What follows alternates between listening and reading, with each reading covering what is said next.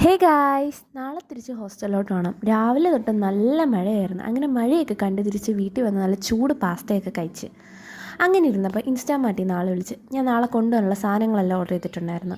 ആദ്യം പോയി മേടിക്കാമെന്നാണ് വിചാരിച്ചത്. പിന്നെ വിചാരിച്ചത് വേണ്ട, ഓർഡർ ചെയ്യാമെന്ന്.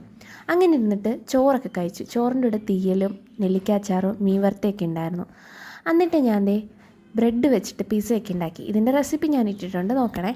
പിന്നെ വൈകിട്ടായപ്പോഴത്തേക്കും നല്ല കാറ്റും മഴയൊക്കെ ഉണ്ടായിരുന്നു. ശരിക്കും പറഞ്ഞാൽ എപ്പോഴും ഉള്ളതാണ് ഹോസ്റ്റലിൽ പോകുന്നതിന് മുന്നേ കാറ്റും മഴയുള്ളത്. പിന്നെ രാത്രി എന്നിട്ട് ഞാൻ കിടന്നുറങ്ങി.